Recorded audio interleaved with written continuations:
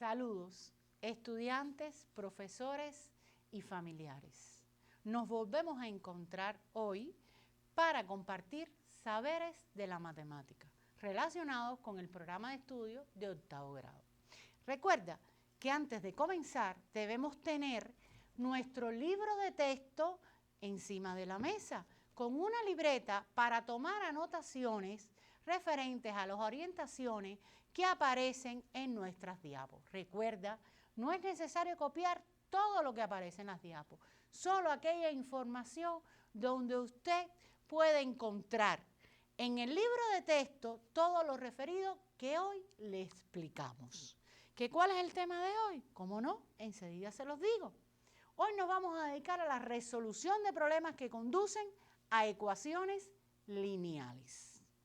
Vamos a retomar en el libro de texto la situación inicial que trabajamos en la clase anterior, que aparece desde la página 225 hasta la 236. Sí, era aquella que se refería a las longitudes de los lados de un triángulo isósceles. ¿La recuerdas? Bueno, nos decían en aquella ocasión, en el encuentro anterior, que la longitud del lado base era igual al triplo de la longitud de los lados no bases disminuido en 15 y que el perímetro de este triángulo era 40 centímetros. Correcto, teníamos que hallar las longitudes de cada lado. En aquella ocasión le designamos a la longitud de los lados no bases del triángulo isósceles el valor X y a la longitud de la base del triángulo isósceles como el triplo de este valor de la longitud del lado de los lados iguales menos 15. ¿Recuerdas el ejercicio? Hoy lo estamos retomando. A partir de él vamos a hacer el análisis de cómo resolver problemas que conducen a ecuaciones lineales. Recuerda que obtuvimos una ecuación lineal. En este caso, habíamos obtenido la ecuación 5x menos 55 igual a 0. Después de haber reducido los términos semejantes y haber aplicado las transformaciones equivalentes que ya has estudiado desde grados anteriores. Para hallar el valor de X, que es la longitud de los lados que no son base, teníamos que despejar la variable y obtendríamos el valor 11. Pero es importante recordar que para la resolución de problemas es necesario leer el texto tantas veces como nos sea necesario. Determinar aquellas palabras clave que nosotros no conocemos su significado o que nos indican alguna relación matemática. Para luego designar variables a aquellos elementos desconocidos que traducimos del lenguaje común al lenguaje algebraico. Luego tenemos la ecuación que relaciona todas estas informaciones del texto para proceder a resolver la ecuación.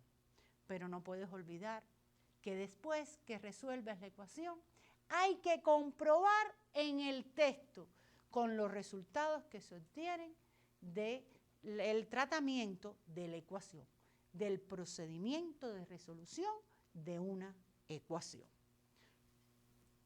Bien, en este caso podías observar que como 11 era el valor de la longitud de los lados no base, o sea, los lados iguales en este triángulo isósceles, tendríamos entonces que hallar el valor del lado base, que la expresión que lo identifica era el triplo de X menos 15. Sustituimos, hallamos qué cosa cuando estamos sustituyendo, el valor numérico necesario en esa expresión. Sustituimos el valor de X, que en este caso era 11, en esa expresión, realizamos las operaciones de cálculo y obtenemos que el resultado del lado base es 18. Correcto. ¿Recuerdas cuando te comentaba que debemos verificar en el texto para comprobar si la solución es correcta? Tenemos también que tener en cuenta en qué dominio numérico están expresados los datos. ¿Por qué? Porque tenemos también que pensar y razonar con la lógica. Debemos de pensar que si estamos hablando de longitudes de lados, nunca su resultado podrá pertenecer al dominio de los números, ¿cuáles? Racionales, enteros, ¿sí? Pueden ser racionales, pueden ser enteros. Lo que no pueden ser es negativos. Pueden ser del dominio de los números naturales o de los números enteros positivos o racionales positivos, porque el valor nunca puede ser negativo porque nos referimos a longitudes. Para verificar en el texto los resultados que se obtuvieron con la solución de la ecuación, es necesario retomar las informaciones que nos da el texto. Por ejemplo, nos plantean que la longitud del lado base es igual al triplo de la longitud de los lados no bases disminuido en 15 centímetros. Entonces, como esta longitud, su valor es 11, sustituimos en la expresión y obtenemos entonces que el valor del lado base es 18. Además, se nos plantea que el perímetro del triángulo es de 40 centímetros. ¿Cómo vamos a operar? Muy fácil.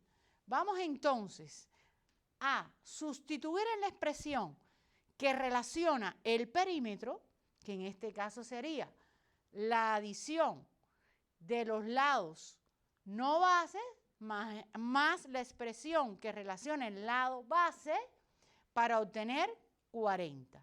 No es más que calcular el valor numérico de esta expresión.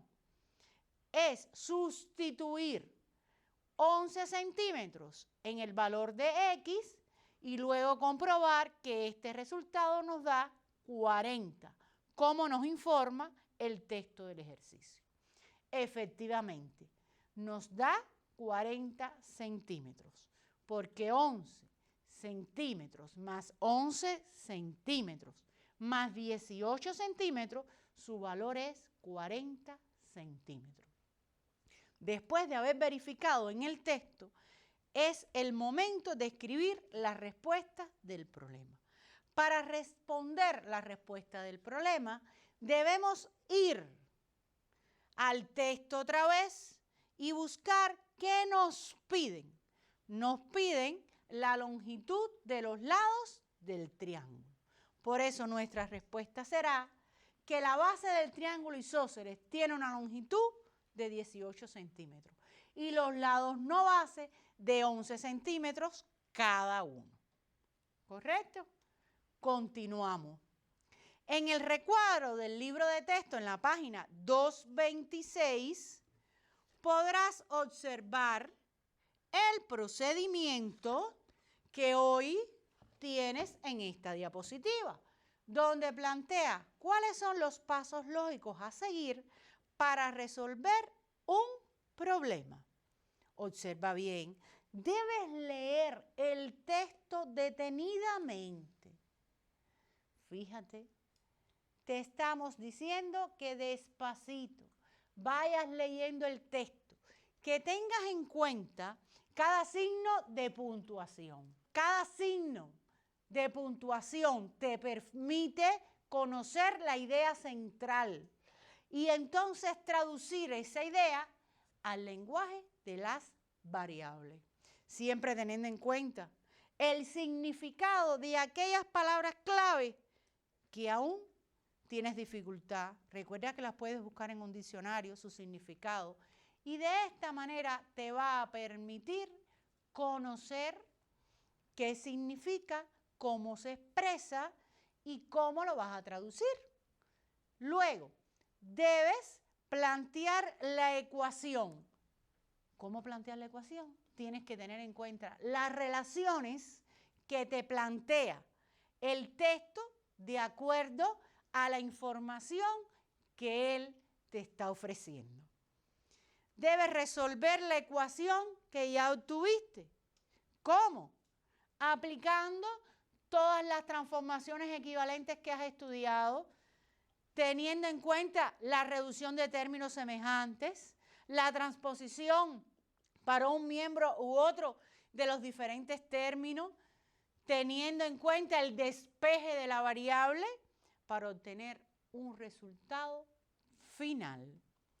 Pero antes de dar la respuesta de este problema, tienes que comprobar con la información del texto. No es necesario que la información, o mejor todavía, no es necesario que esta comprobación te quede escrita en tu libreta. La puedes hacer mental, pero no violar los pasos, porque de lo contrario no te vas a percatar si cometiste algún error.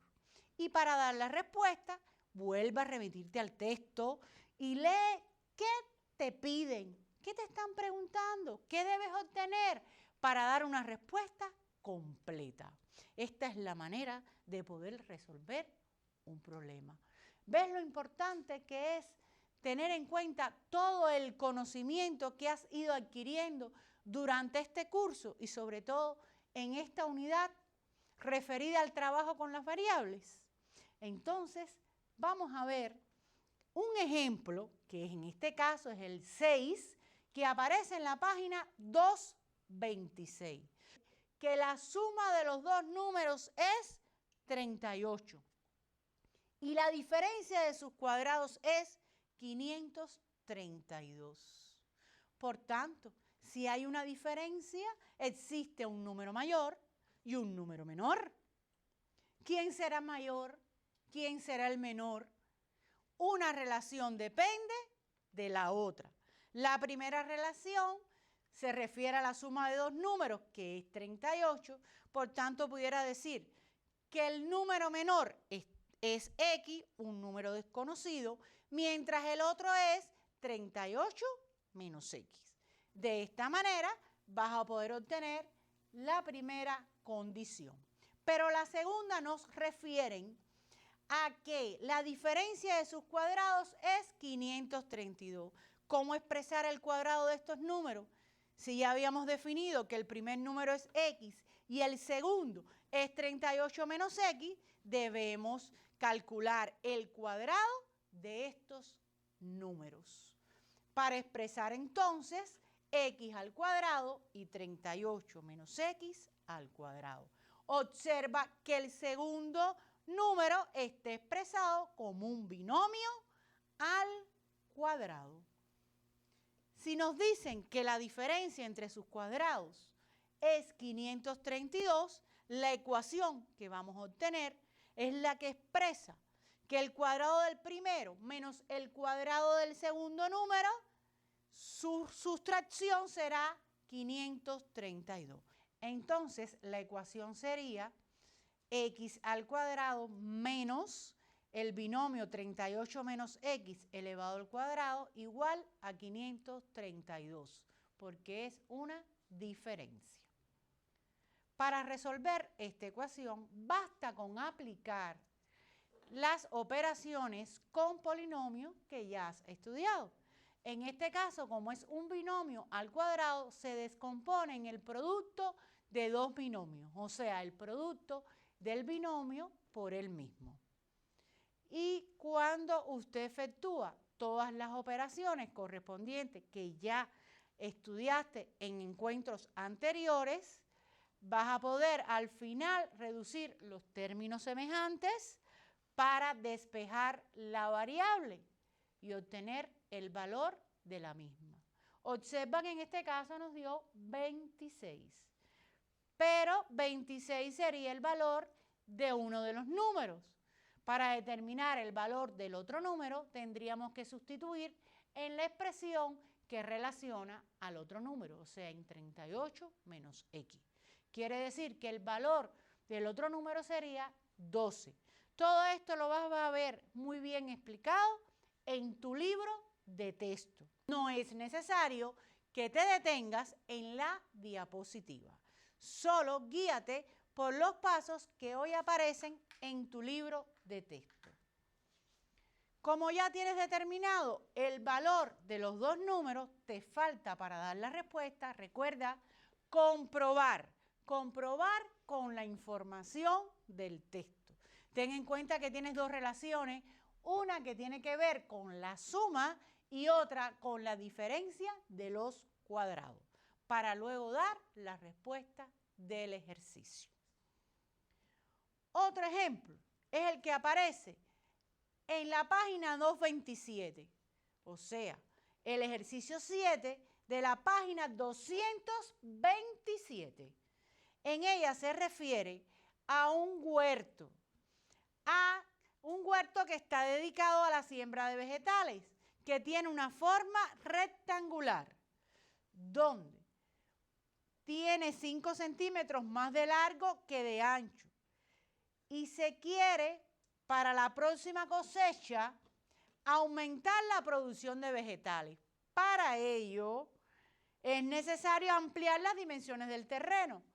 Se va a incrementar 4 metros el largo y el ancho del terreno. Y entonces el área también aumentaría en 72 metros cuadrados.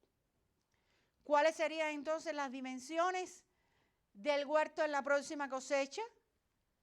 Analizando las condiciones, tienes varias vías de solución. Una pudiera ser representando los datos con la figura geométrica, o sea, el rectángulo, que es la forma que tiene el huerto. Puedes hablar de las dimensiones de la longitud del ancho del huerto, puedes hablar de las longitudes del ancho del huerto, que puede ser X, y la longitud del largo del huerto, que te dicen que es X más 5, 5 más que el ancho, como aparece representado en la figura, que también lo tienes en tu libro de texto. Como vas a incrementarle 4 metros más, tendrías que aumentar el largo y el ancho. Como una expresión era X, le aumentas 4 y te quedaría X más 4. Como la otra expresión era X más 5 y le aumentas 4, te quedaría X más 9. Y de esta manera ya tienes las dimensiones cuando aumentas el terreno para la nueva cosecha. ¿Cómo lo vas a hacer? Estamos hablando entonces del área de esta figura. Y el área de un rectángulo está dada por el producto del largo por el ancho. Vamos a escribir esta relación del área de ese huerto inicial con las dimensiones de X y X más 5, y cuando le hicimos el incremento, que ya las expresiones eran X más 4 y X más 9. En ambos casos se realiza el producto de ellas. Pero como nos plantean que aumentaría en 72 el área, tendríamos que entonces plantear la ecuación como el producto de las dimensiones iniciales adicionado con 72, que sería igual al producto de las dimensiones aumentadas, como puedes ver en la ecuación final que te aparece en la diapo, que también está en tu libro de texto en la página 227. Luego vas a poder resolver esta ecuación y obtener el resultado de las dimensiones iniciales y de las dimensiones del huerto ampliado. Ahora bien, yo te propongo que tengas en cuenta que puedes escribir esta ecuación de varias maneras. Por ejemplo, pudieras decir e interpretarla como el excede. Si yo tengo que aumenta en 72, yo puedo decir que la diferencia del área final con el área inicial, o sea, de la que ampliamos con el área inicial del huerto, es 72.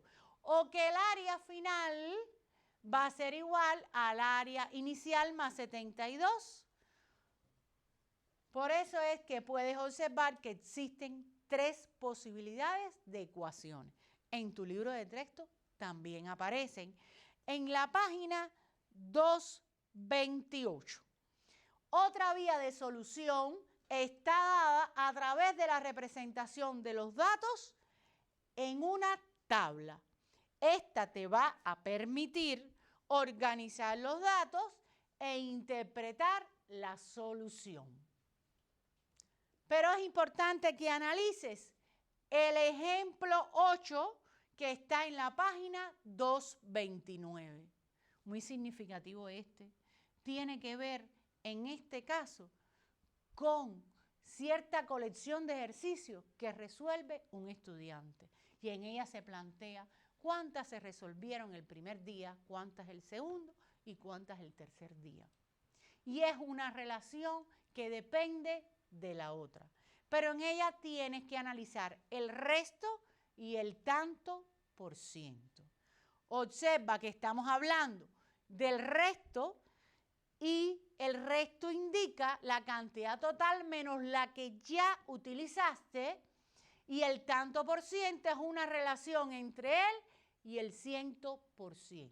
Si habla del 25%, estamos en este caso haciendo referencia a 25 sobre 100. Y esta expresión nos puede quedar simplificada en un sexto. Por favor, ¿por qué un sexto? Porque la expresión del 25% indiscutiblemente es un cuarto, pero al multiplicarlo por las 2/3 partes, esa simplificación nos va a dar un sexto. Fíjense, este ejercicio lo debes analizar detenidamente y resolverlo con cuidado por todas las vías. Hay otra vía que tiene que ver con el análisis del modelo. El modelo está dado con la división en partes de un segmento. Y esta vía también la conoces de grados anteriores. Te propongo entonces pensar en cuáles son las tareas de aprendizaje que puedes realizar para adquirir las habilidades en la resolución de problemas. Serían los ejercicios 1, 2, 3 de la página 231 y 232.